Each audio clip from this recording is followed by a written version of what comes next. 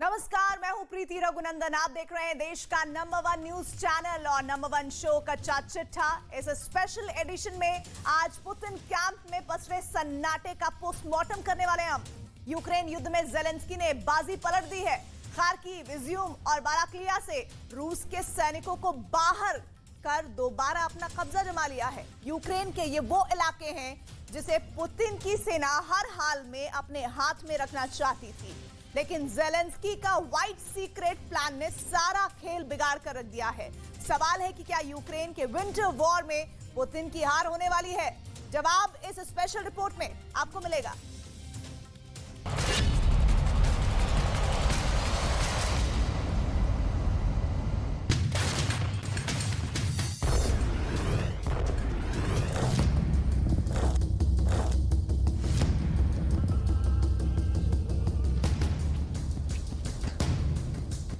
Kharkiv Putin की सेना से खाली हो गया है। इजियम पर फिर हुआ यूक्रेन का कब्जा। बालाक्विया से भी रूस की सेना पीछे हटी।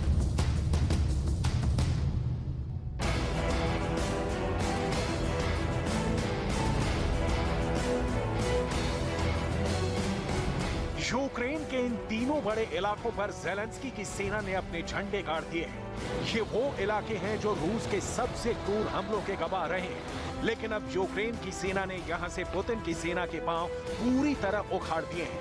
यूक्रेन युद्ध में पुतिन को झटके पर झटके मिल रहे हैं। यूक्रेन की सेना अपने मिशन फ्रीडम को पूरी ताकत से अंजाम दे रही है। रूस की सेना पीछे हटने पर मजबूर है। जेलेंस्की ने बाजी पलट दी है।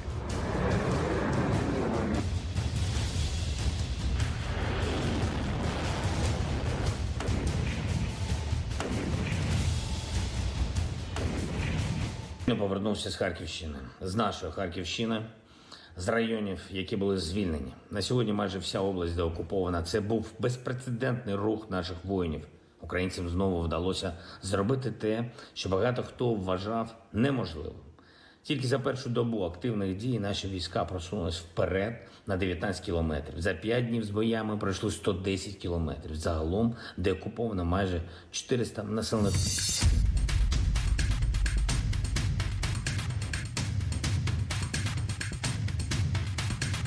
जिस खार्किव पर कब्जा जमाने के लिए रूस ने बड़ा असॉल्ट किया, वहां से रूस की सेना भागने को मजबूर हो गई।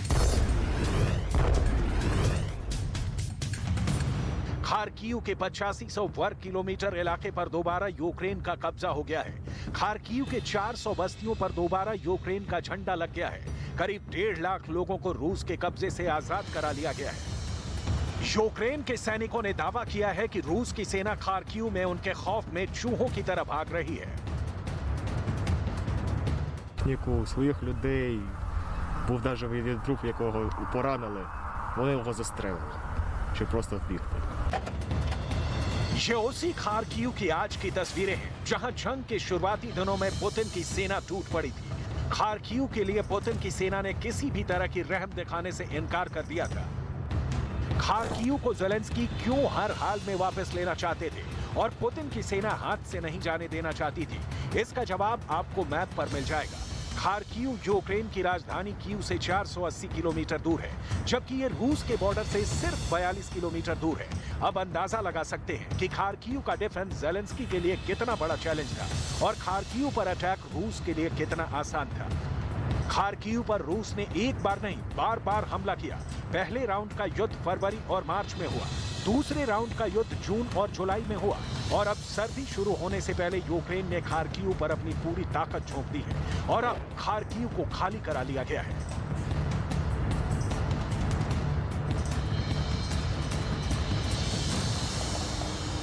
Відновити те саме, що тут. Зараз доповідає голова області і мер. Потрішки щось робиться для людей. Складно. В цілому непросто. खार्किव रीजन में यूक्रेन की सेना को मिली कामयाबी का जायजा लेने के लिए प्रेसिडेंट जेलेंस्की ग्राउंड जीरो पर पहुंचे। भीषण संग्राम के निशान यहां के चप्पे चप्पे में बिखरे पड़े हैं। रूस की सेना के टैंक कबाड़ बने हुए हैं। ना तो उनमें पहले वाली ताकत है और ना ही गोले दागने की ताकत बची है। खार्किव पर दोबारा कब्जे के साथ यूक्रेन ने बहुत बड़ा दावा किया है। यूक्रेन का दावा है कि उसने रूस के कई सैनिक और सैन्य अधिकारियों को भी युद्धबंदी बना रखा है। ये यूक्रेन के शहर इज्यूम की तस्वीरें हैं। इस शहर में भी यूक्रेन की सेना ने रूस को खदेड़ दिया है। रूस ने खार्किव की तरह ही इज्यूम पर भी जमकर रॉकेट बरसाए थे। रूस की मिसाइलें लगातार इज्यूम में गिरी, मकान तबाह हो गए। इज्यूम का आसमान आग और धुएं के गुबार में काला पड़ गया। अब जब इज्यूम पर दोबारा यूक्रेन का कब्जा हो गया है, तो यहाँ जंग के निशान साफ साफ दिख रहे हैं। Света нет, воды нет, газа нет. Опять эти обстрелы были в начале сентября. Думали, что уже все закончилось, а это все свистело. Здесь страшно, конечно. दुनिया ने इज्यूम की तबाही देखी है, ज़ेलेंस्की की फौज पर कमर तोड़ देने वाले हमले देखे हैं। अब दुनिया यहाँ ज़ेलेंस्की का जज्बा देख रही है। ज़ेलेंस्की ने यहाँ दौरा कर दुनिया को सीधा संकेत दिया है कि रूस की अब यूक्रेन में खैर नहीं है। Of course, what can I say? I was here and the main thing that not me here, our soldiers here. That is a very important thing. It supports people. I see how people meet them. That is, very sensitive moment. Kharkiv region के एक और शहर बालाक्लिया से भी रूसी सेना पीछे हट गई है। हालांकि रूस ने इसे डोनेट्स्क में अपना मोर्चा मजबूत करने वाला कदम बताया है, लेकिन यूक्रेन का दावा है कि उसके जवाबी हमले से रूस के सैनिक संभल नहीं पाए और अपने हथियार और सामान छोड़ उल्टे पांव भाग गए।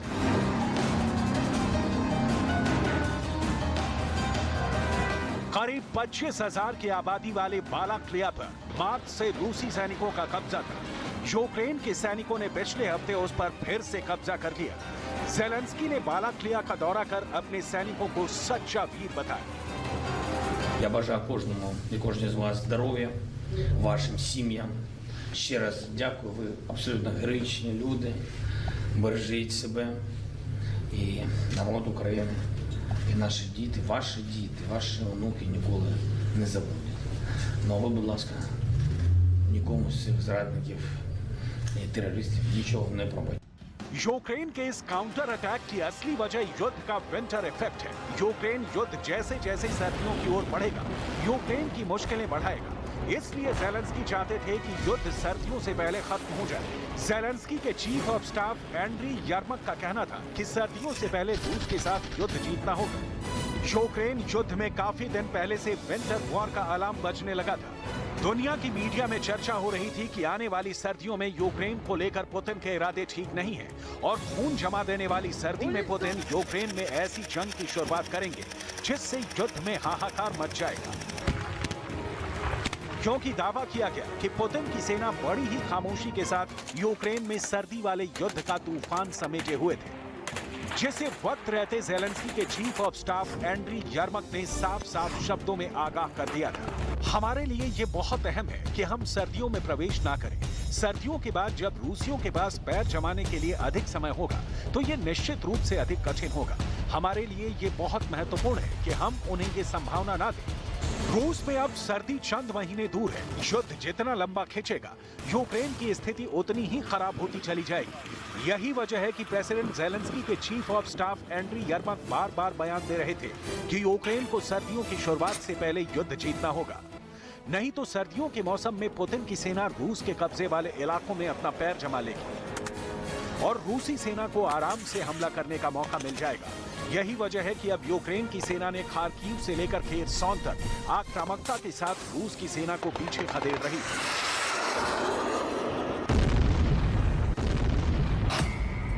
रूस यूक्रेन सीमा का तापमान अगस्त में 12 डिग्री सेल्सियस था, वहीं सितंबर में 7 डिग्री हो गया है, अक्टूबर में 2 डिग्री, नवंबर में -4 डिग्री, दिसंबर में -8 डिग्री, जनवरी में -10 डिग्री, फरवरी में -10 डिग्री, तो मार्च में -5 डिग्री सेल्सियस तक ठंडा रहेगा। ऐसे में युद्ध अगर लंबा खिंचा तो यूक्रेन के लिए एक बुरे सपने जैसा होगा, क्योंकि रूस के जखीरे में बर्फ में भी लड़ने वाले साजो सामान है। पुतिन की कोशिश यूक्रेन के युद्ध को सर्दियों तक खींच ले जाने की थी, क्योंकि पुतिन श्योर है कि अगर युद्ध विंटर में एंटर कर गया तो यूरोप क्या अमेरिका को भी घुटने पर आना पड़ेगा। अमेरिका की सेंट्रल इंटेलिजेंस एजेंसी CIA के चीफ विलियम बर्न्स ने अपने इंटरव्यू में पुतिन और यूक्रेन को लेकर कई अहम राज खोले हैं। विलियम बर्न्स ने पूरे इंटरव्यू में सबसे अहम बात यह कही कि रूस युद्ध को सर्दियों तक खींचना चाहता है, क्योंकि सर्दियों में यूरोप के देश पूरी तरह से यूरोप से मिलने वाली गैस पर निर्भर हो जाएंगे। उस वक्त जब यूरोप को सर्दियों से लड़ने के लिए रूस की गैस की सबसे ज्यादा जरूरत होगी, तब यूरोप के देशों को रूस ब्लैकमेल कर सकेगा। The big picture that you think Russia is planning to dig in, keep hammering Ukraine, and believe that when winter comes and the fuel costs are so high on Europe that NATO solidarity will weaken? Putin's bet, just as you said, Andrea, is that he can succeed in a grinding war of attrition, that they can wear down the Ukrainian military, that winter's coming, and so he can strangle the Ukrainian economy, he can wear down European publics and leaderships, and he can wear down the United States, because Putin's view of Americans is that we always suffer from attention deficit disorder and, we'll get distracted by something else. I think my own strong view is that Putin was wrong in his assumptions about breaking the alliance and breaking Ukrainian will before the war began, and I think he's just as wrong now and looking out ahead.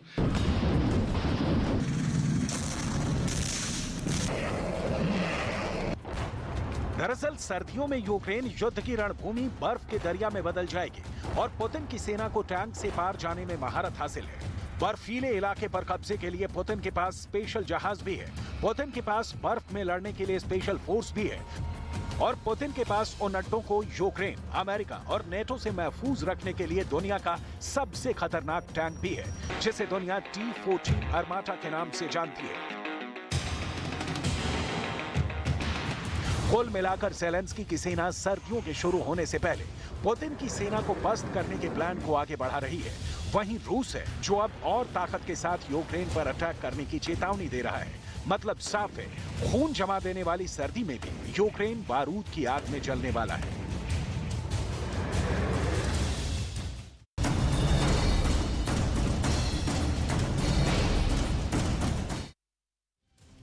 रूस की राजधानी Moscow से लेकर प्रमुख शहर Saint Petersburg तक रूस में एक सवाल सबकी जुबान पर है, पुतिन के बेहद करीबियों की डेथ मिस्ट्री। 6 महीने में रूस के 7 बड़े बिजनेसमैन की मौत हुई है, लेकिन एक भी मौत का पुख्ता कारण पुतिन की सरकार ने बताया ना और रूस की किसी एजेंसी ने ना बताया। किसी की डेड बॉडी फंदे से झूलती मिली, किसी के शरीर में जहर मिला, किसी की गोली मारकर हत्या कर दी गई। अपनों की इन मौतों पर पुतिन खामोश है। ये रिपोर्ट देखिए, क्यों है रूस के अरबपतियों के मरने पर देश में चुप्पी।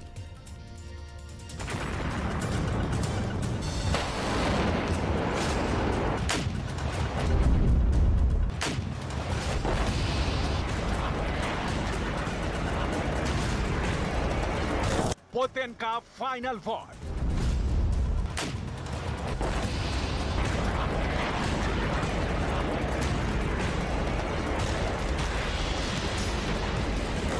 यूक्रेन पर ट्रिपल अटैक।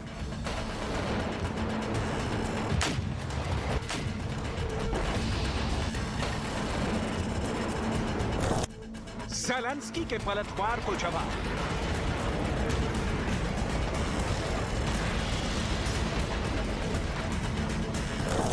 पुतिन लेने वाले हैं बड़ा फैसला। जलते यूक्रेन की जमीन अभी और जलेगी। खार्किव से लौटते रूस के सिपाहियों की दास्तान पुतिन ज़ेलेंस्की की जीत में तब्दील नहीं करने देंगे।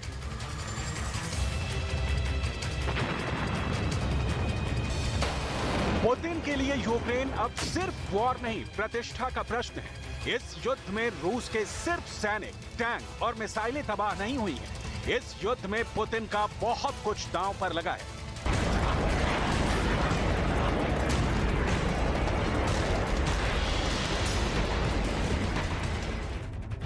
एक्सपर्ट कह रहे हैं कि रूस की सेना का भले ही फिलहाल यूक्रेन के इलाकों पर कब्जा ढीला दिख रहा है, लेकिन पलटवार जबरदस्त होगा।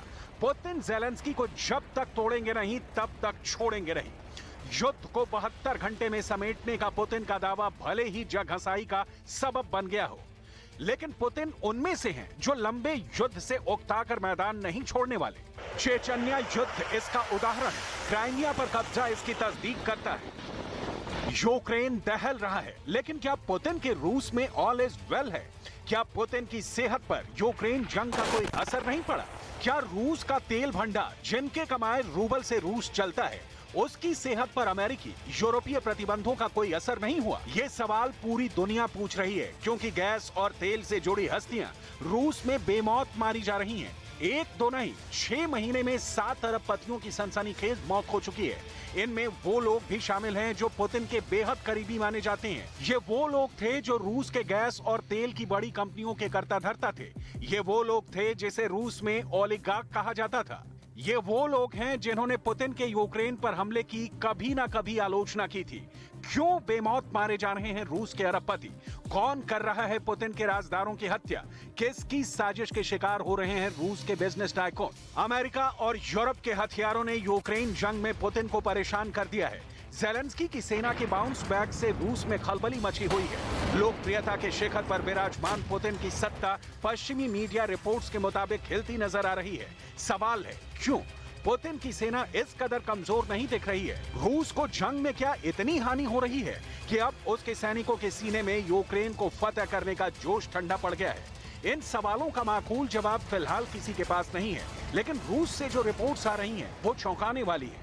रूस युद्ध की विभीषिका में सिर्फ बड़े बड़े जनरल, कर्नल, मेजर और कमांडो नहीं खो रहा, बल्कि रूस के बड़े कारोबारी भी इस जंग की वजह से जान से जा रहे हैं। यकीन नहीं होता तो रूस के इन 7 बड़े उद्योगपतियों की मौत की रिपोर्ट्स देख लीजिए, जिसमें सबसे ताजा नाम है रविल मनगो का। रविल रूस की सबसे बड़ी तेल कंपनी लुकोइल के चेयरमैन थे। 31 अगस्त 2022 को रविल की अस्पताल में मौत हो गई। बीमारी से नहीं, कहा गया खिड़की से नीचे गिर गए। तेल कंपनी लुकोइल ने अपने बयान में कहा कि रविल मनगो की मौत एक गंभीर बीमारी से हुई है। पुतिन की सरकार रविल मनगो की मौत पर खामोश है। मॉस्को में हुई ये मौत बहुत बड़े सवाल खड़ी करती है। दावा किया जा रहा है कि मॉस्को में ठंड पड़ रही है, अस्पताल की खिड़की मजबूत शीशे से बंद होती है, उसे खोलने के लिए काफी ताकत लगानी होती है। ऐसे में बीमार शख्स के खिड़की खोलकर अचानक नीचे गिरने का तर्क संदेह पैदा कर रहा है। रविल मनगो की मौत की जांच ना रूस की खुफिया एजेंसी केजीबी कर रही है, ना ही उनकी मौत को लेकर रूस में कुछ भी आधिकारिक रूप से कहा जा रहा है। दबी जुबान में बस एक बात चल रही है कि 3 मार्च 2022 को रविल मनगो ने एक कार्यक्रम में रूस और यूक्रेन जंग की आलोचना की थी, जल्द से जल्द इस जंग को खत्म करने की अपील भी की थी। और 6 महीने बाद जब यूक्रेन में पुतिन कमजोर दिख रहे हैं, तो मॉस्को में मनगो की मौत हो जाती। रविल मनगो की मौत से 1 महीना पहले यूरी वोरोनोव की मौत हो गई। Yuri Voronov Astra shipping company के सीईओ और संस्थापक थे। 19 जुलाई 2022 को सेंट पीटर्सबर्ग के अपने घर के स्विमिंग पूल में 61 साल के यूरी वोरोनोव का मृत शरीर पानी में तैरता हुआ मिला। यूरी वोरोनोव के शरीर पर गोली का निशान मिला। पुलिस के मुताबिक किसी ने उनकी गोली मारकर हत्या की है। वोरोनोव की पत्नी ने पुलिस को बताया कि पैसे को लेकर बिजनेस पार्टनर के साथ उनका झगड़ा हुआ था। लेकिन यूरी वोरोनोव की मौत की असली वजह अब तक अंधेरे में है। ये मौत सुसाइड है या मर्डर, ये गुत्थी अब तक नहीं सुलझ पाई है। यूक्रेन पर हमला करने के पुतिन के फैसलों को लेकर रूस में असंतोष की खबरें पश्चिमी मीडिया में लगातार प्रकाशित हो रही हैं। कहा जा रहा है कि पुतिन ने यूक्रेन के खिलाफ जंग छेड़कर मुल्क को मुश्किल में डाल दिया है। इस हमले का साइड इफेक्ट है कि रूस की गैस और तेल कंपनियां एक तरफ तो भयंकर घाटे से गुजर रही हैं और दूसरी ओर उन्हें चलाने वालों की लगातार संदेहास्पद मौत हो रही है। 6 महीने में जिन 7 बिजनेसमैन की मौत हुई है, उसमें अलेक्जेंडर सोबोटिन का नाम भी शामिल है। अलेक्जेंडर सोबोटिन सिर्फ 43 साल के थे। रूस की सबसे बड़ी तेल कंपनी लुकोइल के पूर्व महाप्रबंधक थे। 7 मई 2022 को अलेक्जेंडर सोबोटिन की मौत एक तहखाने में हो गई। मौत के बाद उनके शरीर में जहर मिला था। जांच में पता चला कि उन्हें जहर का इंजेक्शन दिया गया था।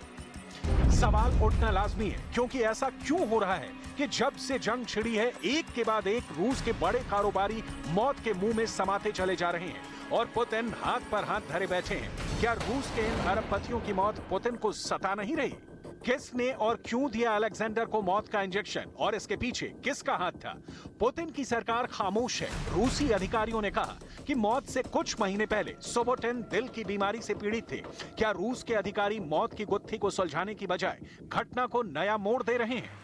इन सवालों के जवाब डिटेल में आपको दिखाएंगे। उससे पहले मरने वाले 7 बड़े कारोबारियों की कंप्लीट लिस्ट देख लीजिए। 19 अप्रैल 2022 को स्पेन के कैटालोनिया में जब पुलिस पहुंची तो देखकर हैरान रह गए कि रूस के बड़े नेचुरल गैस कंपनी नोवाटोक के महाप्रबंधक सर्गेई प्रोतोसेनिया का मृत शरीर घर के बागीचे में पेड़ से लटका हुआ है। यही नहीं, धारदार चाकू से सर्गेई की पत्नी और बेटी की हत्या कर दी गई थी। स्पेन में हुई इस मौत को लेकर कई थ्योरी सामने आई, लेकिन अब तक नतीजा यह है कि सर्गेई प्रोतोसेनिया और उनके परिवार के सदस्यों की मौत अब तक मिस्ट्री बनी हुई है।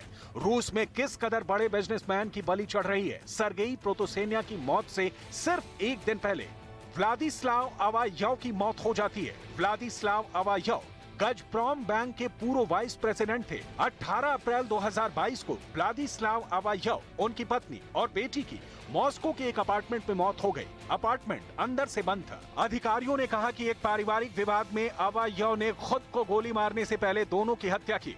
मतलब पुलिस ने मान लिया कि ये क्लोज केस है। बिजनेसमैन व्लादिस्लाव अवायव पुतिन के काफी करीबी माने जाते थे। पुतिन के दोस्त होने के बावजूद उनके परिवार की मौत पर जांच को लेकर सवाल उठ रहे हैं। पुतिन ने व्लादिस्लाव अवायव की मौत को पारिवारिक विवाद का कारण बताया, लेकिन इन सवालों के जवाब अब तक नहीं मिल सके कि किस मुद्दे पर विवाद था, विवाद की वजह क्या थी, आखिर ये घटना कैसे घटी, घटना के वक्त उनके घर के सीसीटीवी कैमरे में क्या कैद हुआ। कौन देगा इन सवालों के जवाब जब पूरा रूस पुतिन के यूक्रेन जंग की हर पल की अपडेट लेने में बिजी है। पूरा अमला सुरसा की तरह मुंह फैलाए जा रही जंग को जीत में बदलने में लगा है। रूस की खुफिया एजेंसी केजीबी हर पल यूक्रेन का सीक्रेट तलाशने में जुटी है। रूस के जनरल्स, कर्नल्स ज़ेलेंस्की के खिलाफ मोर्चे को मजबूत करने की प्लानिंग में लगे हुए हैं। तबाह हुए टैंकों की गिनती करें या रूस में हो रहे अरबपतियों की मौत पर आंसू बहाएं। लिहाजा रूस के कारोबारियों की मौत पर सब खामोश हैं। 24 फरवरी को जंग शुरू होने के ठीक 4 दिन बाद 28 फरवरी 2022 को मिखाइल वाटफोर्ड दक्षिण पूर्व इंग्लैंड के अपने घर में मृत मिले। मृत शरीर गैराज में फांसी के फंदे से झूलता हुआ मिला था। वाटफोर्ड का तेल और गैस से जुड़ा हुआ बड़ा कारोबार था। वाटफोर्ड मूल रूप से यूक्रेन के बिजनेसमैन थे। रूस में भी उनका बिजनेस था। रिपोर्ट के मुताबिक इस मामले में जांच जारी है। पुतिन का कहना है कि घटनास्थल से कोई संदिग्ध चीज नहीं मिली है। रिपोर्ट के मुताबिक जंग शुरू होने के बाद से ही उन पर रूसी एजेंसियों की नजर थी। इस घटना के 3 दिन पहले इसी तरह गैराज में फांसी पर झूलते हुए एक और रूस के बिजनेसमैन की लाश मिली थी। रूस और यूक्रेन जंग शुरू होने के कुछ घंटे बाद ही अलेक्जेंडर च्योलाकोव का शव उनके घर के गैराज में फंदे पर झूलता हुआ मिला था। अलेक्जेंडर च्योलाकोव रूस की बड़ी कंपनी गजप्रॉम के बड़े अधिकारी थे। एक के बाद एक हुई मौतों ने रूस को हिलाकर रख दिया है। खास बात तब जब मरने वाले कारोबारियों में से ज्यादातर गैस और तेल कंपनियों से जुड़े थे। जंग के बाद अमेरिका और यूरोपीय देशों ने रूस की तेल और गैस कंपनियों पर पाबंदी लगा दी है। रूस का 30 लाख बैरल यानी 47 करोड़ लीटर तेल उत्पादन हर रोज प्रभावित हुआ है। एनर्जी सेक्टर से जुड़े रूसी कारोबारियों की आमदनी तेजी से गिरी है। कई बड़े रूस के बिजनेसमैन ने जंग और पाबंदी की आलोचना की है। सवाल है कि क्या पुतिन यूक्रेन जंग में फंस चुके हैं और यूक्रेन में अपनी लोकप्रियता की ओर उंगली उठाने वाले हर हाथ को खुद ही गिरा रहे हैं? ये बस सवाल है जिसका सच वाला जवाब किसी के पास नहीं है। बड़े बिजनेसमैन की मौतों पर सबसे बड़े 5 सवाल हैं। नंबर 1, रविल मनगो और व्लादिस्लाव अवायव पुतिन के काफी करीबी थे। नंबर 2, इसके बावजूद उनकी तरफ से देश के टॉप बिजनेसमैन की मौत पर पुतिन ने कोई बयान नहीं दिया। नंबर 3, सरकार ने देश के टॉप कारोबारियों की संदिग्ध हालत में मौत की जांच केजीबी या दूसरी इंटेलिजेंस एजेंसी को क्यों नहीं सौंपी है। नंबर 4, आखिर रूस की जांच एजेंसी इन मौतों का खुलासा क्यों नहीं कर पा रही है। नंबर 5, देश के टॉप कारोबारियों की हो रही मौत के बाद भी रूस में ये राजनीतिक मुद्दा क्यों नहीं बना है। इनमें से किसी भी सवाल का जवाब जंग जारी रहते हुए शायद नहीं मिल सकता, क्योंकि यूक्रेन की जमीन से जब तक जीत की खबर मॉस्को नहीं पहुंचती, पुतिन शायद खामोश ही रहना चाहेंगे।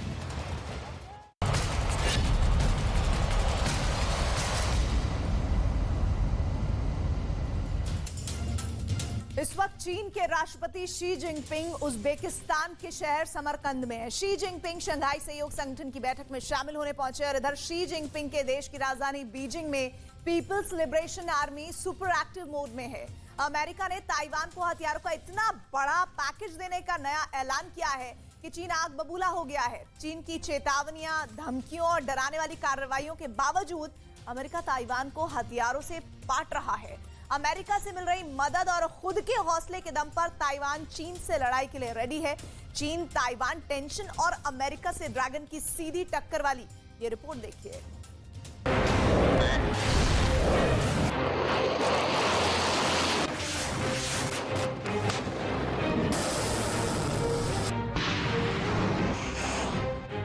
समंदर में युद्धपोत,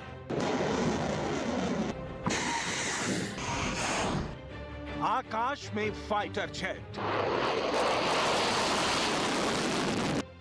ताइवान के ऊपर से गुजरती बैलिस्टिक मिसाइल, रोजाना की military drill, People's Liberation Army का स्पेशल ऑपरेशन,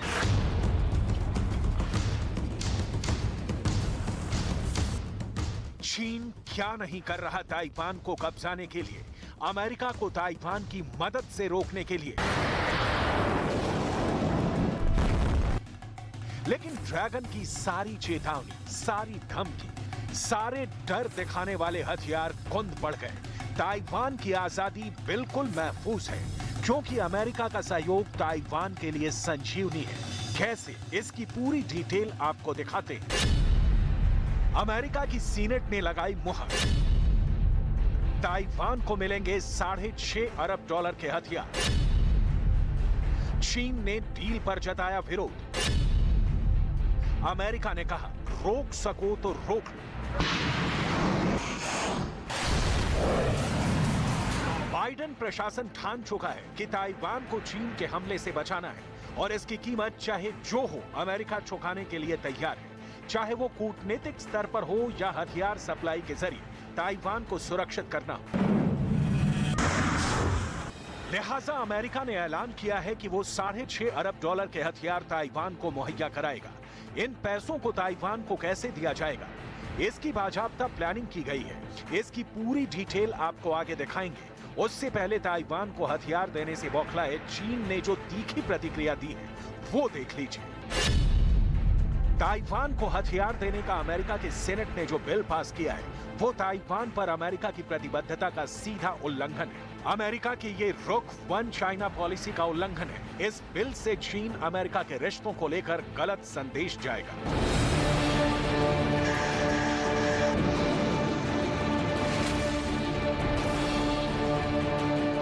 चीन की इन गीदड़ भभकियों का अमेरिका पर रत्ती भर भी असर नहीं हो रहा। ताइवान से अमेरिका के रिश्ते की पूरी डिटेल आपको दिखाएंगे, लेकिन उससे पहले ताइवान को अमेरिका किस लेवल पर हथियार दे रहा है उसकी डिटेल देख लीजिए। अमेरिका ने ताइवान को नया हथियार देने का जो प्लान बनाया है उसके तहत ताइवान को क्या मिलेगा, कब मिलेगा और कैसे मिलेगा, देख लीजिए।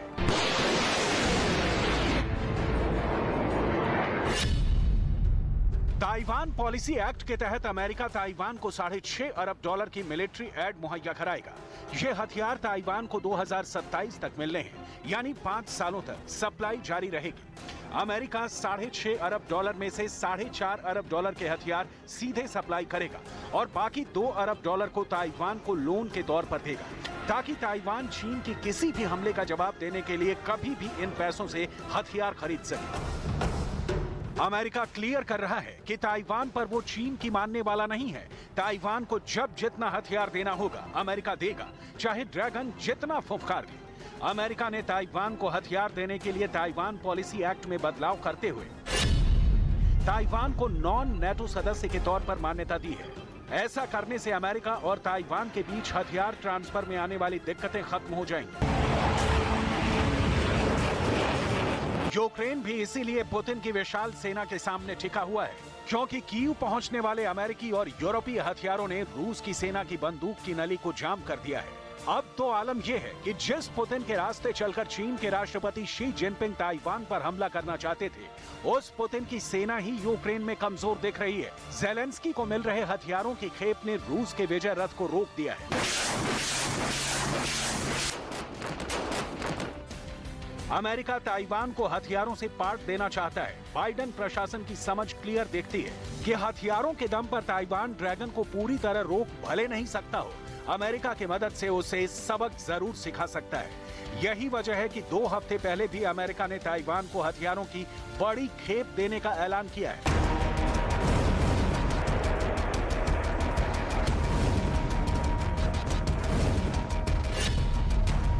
अमेरिका के रक्षा मंत्रालय ने ताइवान को अब $1 अरब के हथियार पैकेज पर मुहर लगाई है, जिसमें $85.6 मिलियन की 100 साइड वाइंडर मिसाइलें, जिनका उपयोग हवा से हवा और सतह पर हमले के मिशन के लिए किया जा सकता है। करीब $355 मिलियन की 60 हार्पून एंटी शिप मिसाइलें, ताइवान के निगरानी रडार कार्यक्रम के लिए $665.4 मिलियन के सैन्य उपकरण शामिल हैं।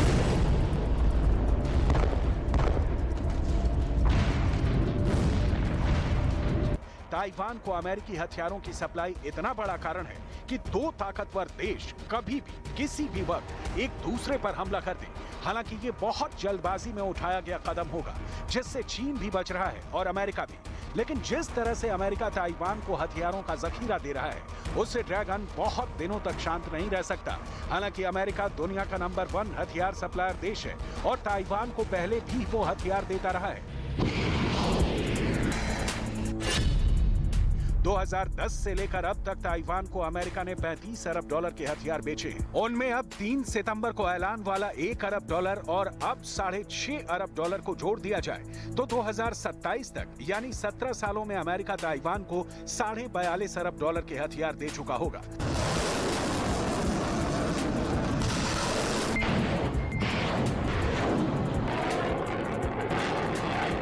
ताइवान को अमेरिका का सीधा साथ मिल रहा है। यही वजह है कि ताइवान भी चीन को किसी भी स्थिति से निपटने की धमकी दे रहा है। चीन के हमले से निपटने के लिए ताइवान ने अपनी तैयारियां बढ़ा दी हैं।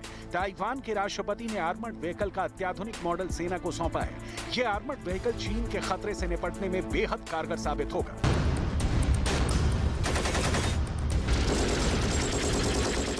能力的最佳的展现，拥有坚实的国防实力，台湾才能拥有真正的和平，而国防自主正是其中重要的关键。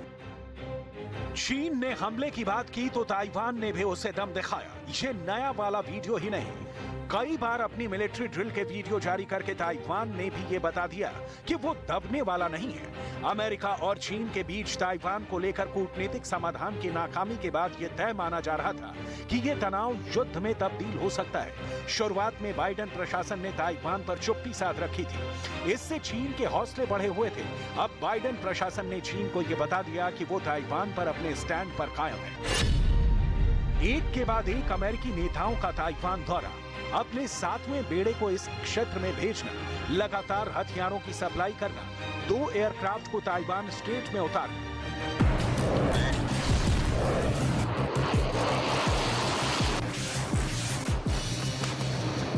चीन बैकफुट पर दिख रहा है। शी जिनपिंग और उनके विस्तारवादी नीतियों को अमली जामा पहनाने वाले एक्सपर्ट समझ नहीं पा रहे कि अमेरिका को ताइवान मामले से जुदा कैसे किया जाए, क्योंकि अमेरिका अब खुलकर मैदान में आ चुका है और चीन के युद्धाभ्यास वाले डरावने दृश्य देखने बंद हो चुके हैं। हालांकि चीन अब भी ताइवान की सीमा में अपने जंगी जहाज घुसाकर डराने की कोशिश कर रहा है, लेकिन ताइवान की सेहत पर इसका कोई असर नहीं हो रहा। ताइवान ने दावा किया कि चीन के जंगी जहाजों ने ताइवान स्ट्रेट में बनी मीडियन लाइन को पार किया और उसकी सीमा की तरफ बढ़े।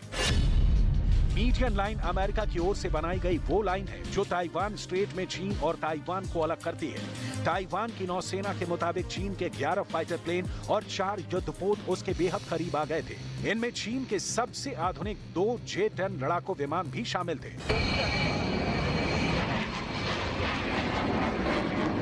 J-10 को चीन का बेहद शक्तिशाली फाइटर प्लेन माना जाता है। J-10 इतनी तेजी से दुश्मन पर हमला करता है कि उसे संभलने का मौका तक नहीं मिलता।